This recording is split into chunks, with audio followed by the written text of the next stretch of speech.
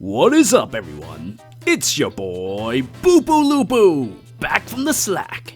Here today to talk about the new Weapon Refinery, and the builds for the 3 units that are getting them.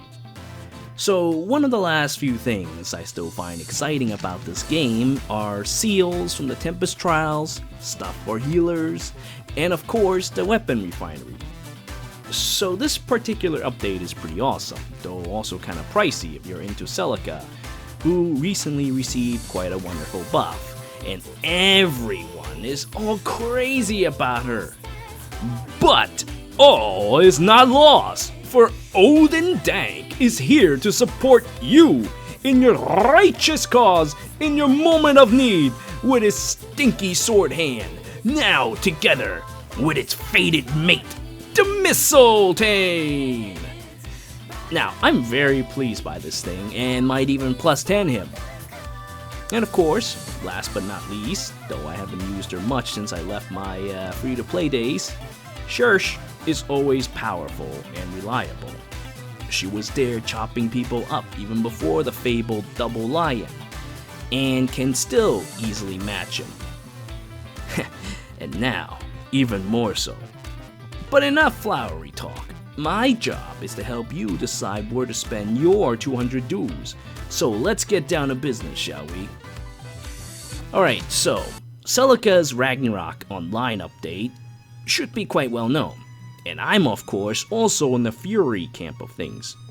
But just in case you don't know, Celica's weapon now keeps her 5 attack and speed bonus at all times, with no regards to health whatsoever.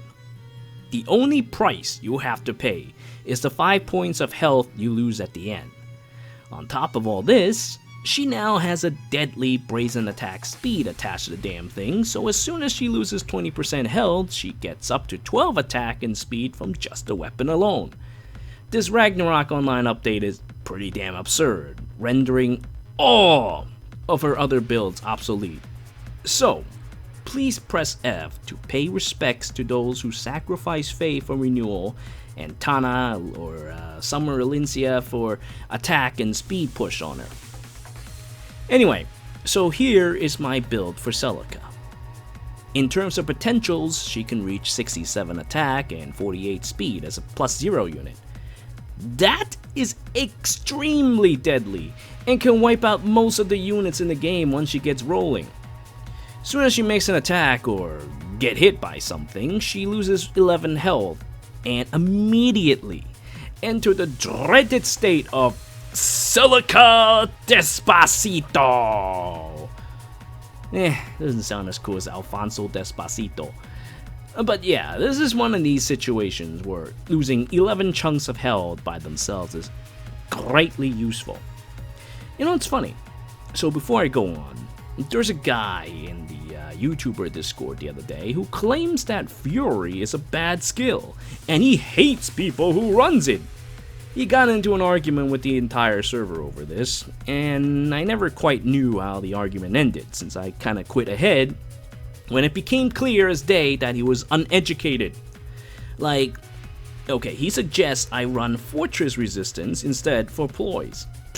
Like, really, dude? That minus attack gives characters so hard? But anyway, I just thought it was kind of funny. I mean, I personally think that Fury is the people's skill. It's useful for a lot of things, easy to get, and I am 100% behind it being Celica's best A skill at the moment. While you could reach an even higher potential with brazen attack speed, I find such a method highly unwieldy. As for IVs, I have chosen plus attack and minus HP, because 48 speed is already chunks. Generally, plus speed is not really necessary unless you really want to outspeed the likes of Carla or something. Actually, no. Thinking about it, no, I lie. So, before she gets started, she is already kinda meh at 41 speed with this setup. So having plus speed will put her at 44, which will help her double more things before she actually gets started. If you like Toyotas, plus speed isn't too bad because reliability is always great. Just like a real Toyota. No telling what might happen if you miss your double after all. Meanwhile, minus HP is chosen rather than Deb or Res due to maximum potential. And by this I mean if she becomes a plus 10 unit with summoner support, she can still achieve Celica Despacito in a single attack thanks to her super bane in health. She will have exactly 44 HP at plus 10 with summoner support with the minus HP bane. So you do that if you're into squeezing every last drop out of her. Of course, if you're not interested in that, then any of the defense banes will do. Now, with the plus attack setup, you can produce the highest amount of reliable damage to the enemy forces. Since Celica is strictly a player phase unit, having Dancers and Savage Blow meant that Celica can blast one target after another with Savage Blow, lowering the threshold of the enemy each time. Though I guess you could also use Red Smoke, but you have to sacrifice a Grimoire for it, so kind of expensive. But anyway, it is very devastating and can wipe out an entire team. However, I've been singing her praises all day, but is it really that great? What are her weaknesses? Well, for one thing, Celica won't be able to take hits well at all. Due to all the steroids, if something unexpected were to happen, you can probably kiss her ass goodbye. Second, you need to actually build up before you can start nuking everyone. So for the first turn, her power is actually 60 attack and 41 speed with no Despacito. While that is still pretty good as stats go, there is a big potential for Celica to either not make a kill or just outright die from a counterattack. Like, die. So think of her as Regigigas, except you only gotta wait one turn, and she's not completely useless beforehand. Third, Despacito is hot and all that, messing with turn orders, but what happens if someone has advantage? Well, that's one of the unexpected things that'll put Celica right into the morgue, I'll tell you that much. And fourth, the thing that counters Vantage also counters her. So if you face a rare opponent with Hardy Bearing, you better hope you one-shot them, because you're not going to survive having already lost 11 health or more. And of course, fifth, an unexpected deflect magic user also has a chance to survive such things and bring great pain to Celica. Now, besides more common things like facing high resistance target, blue targets, or someone with like an Aegis or something, these are the weaknesses that Celica must face. To this end, sure, she has tons of potential offensive power, she can double very well, but in the end, that's really no more than a common mage. That said, let's finish things by comparing her to her closest competitor, Lalena. Now, a standard edition 420 Blaze It version has 71 attack total, 78 if she hits a chill res target.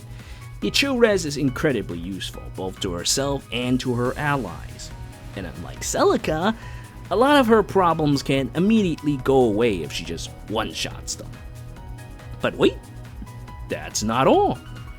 Thanks to the advent of Special Spiral, Lalena can constantly spam Deadly Moonbow or Glimmer one-shot wonders, while Celica, unfortunately, finds it necesito to use the Despacito if she is to keep pushing out deadly attacks unmolested.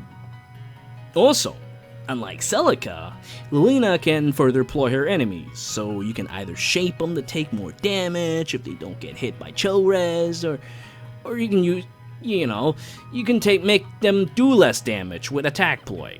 With this, she can double as support, while Celica is incapable of doing so because of her lowered mixed defenses. She's mainly just there to do damage. And finally, we have the all-time standard Blade Tome.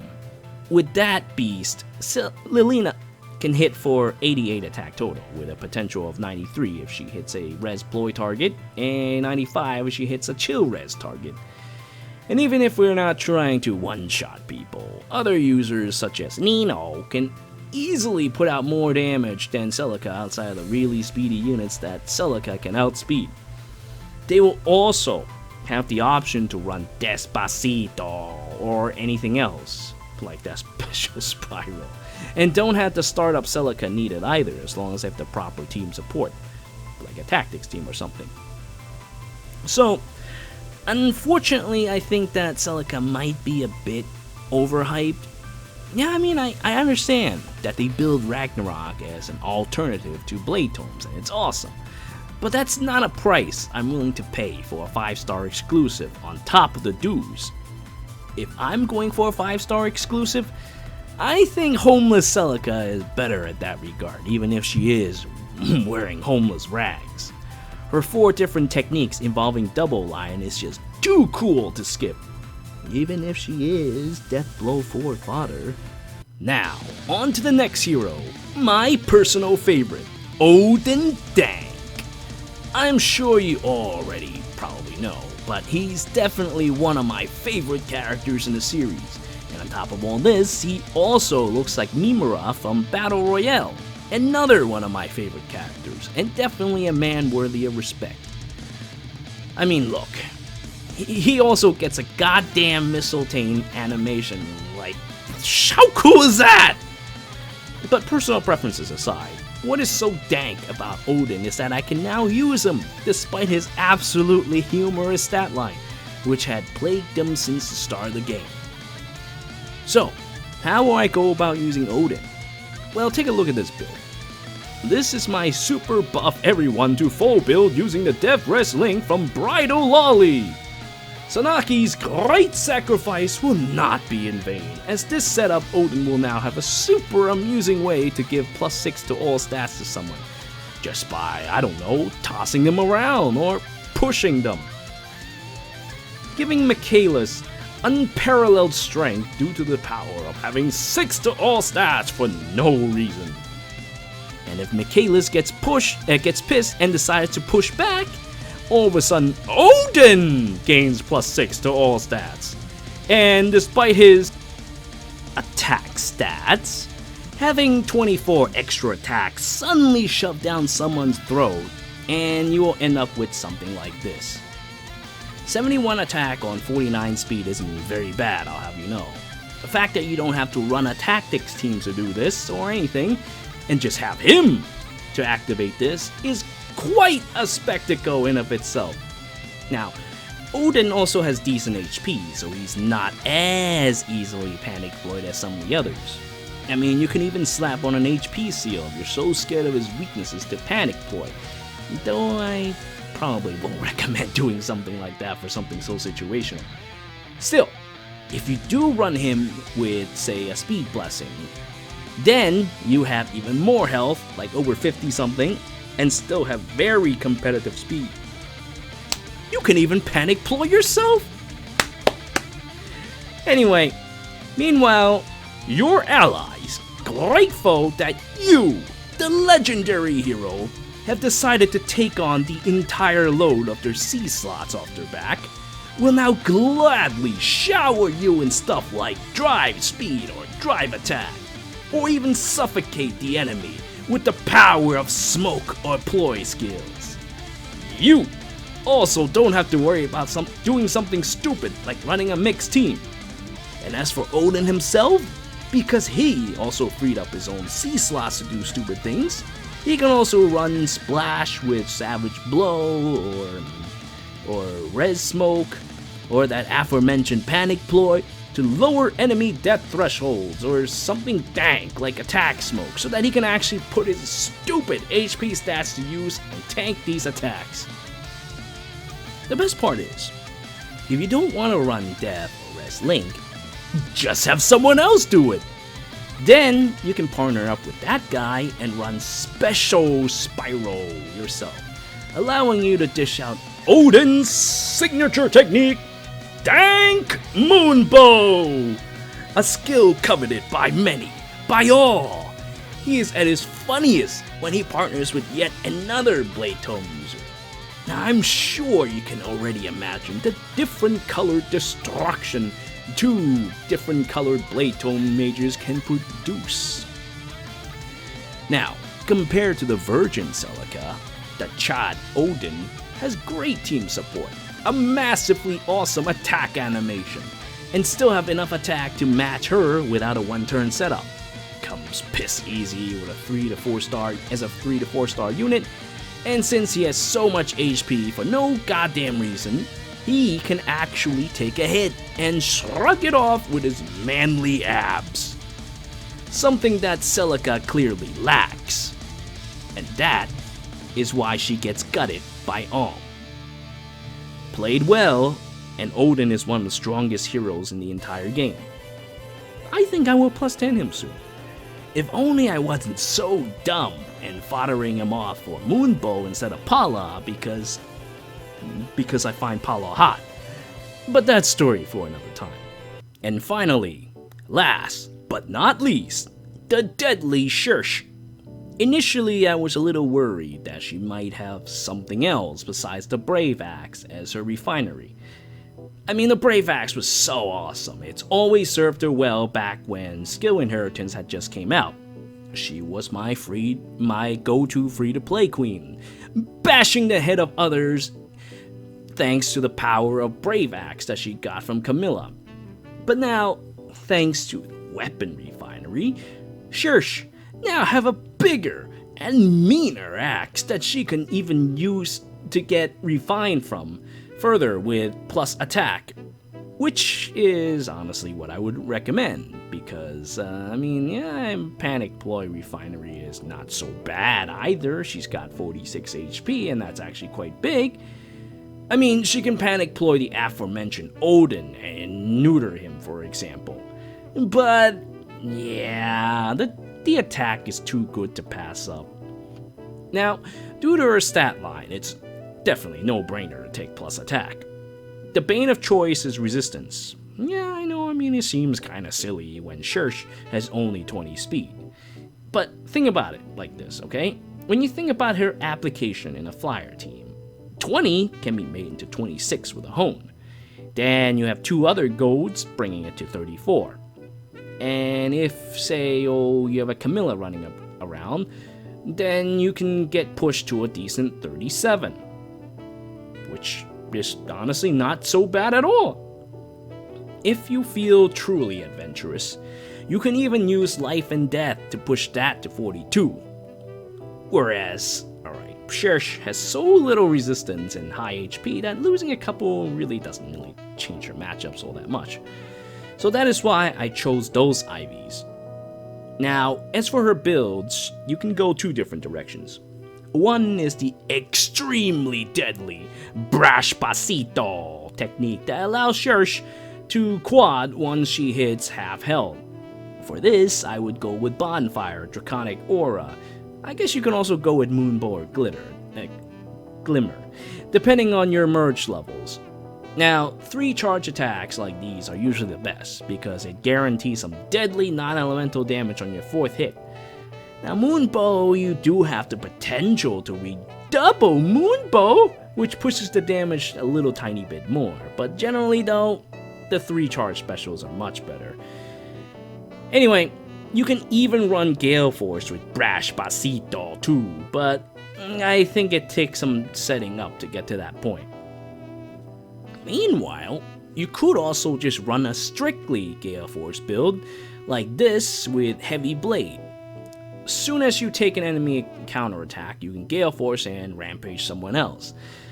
Though that is also risky in of itself since Cherche is so slow. But Cherche does have great defense, and God will help the enemy from unleashing their skill. So if you were to survive the double counterattack they'll do, you'll be able to strike somewhere else.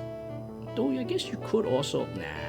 you could use Deflect Melee, but when I think about it, what the hell was I thinking? You need Heavy Blade to trigger this. Anyway, alternatively, you can just bash someone's skulls in, use something like Drag Back or Hit and Run to pull you back.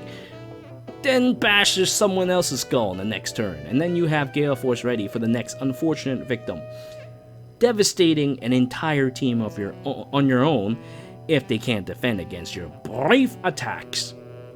And of course, Cherche can also pick Chill Defense for B slot for some real brain damage for whoever's unfortunate enough to get Chill. After you kill this person, if say you have Defense Smoke, then Defense Smoke will spread to all the nearby enemy units, allowing you to also bash your skulls in, especially with Gale Force procs. Now, alternatively, a cheaper option would be to take my favorite technique, the Savage Blow. It's 7 less damage, but it will still count for something since, well, Spring Alphonse isn't exactly an easy unit to come by. This build is absolutely deadly with a healer, preferably an aerial one. Cherche is an absolutely horrible monster who can bring down entire teams on her own. And she's also incredibly easy to come by, so you can get her ideal IVs and merge to +10 easily. But anyway, with this, I have finished my review of the Weapon Refinery banner. Got a bit long-winded, but I'm sure my super awesome builds will be helpful in your endeavors. I thank you all for watching. Until next time.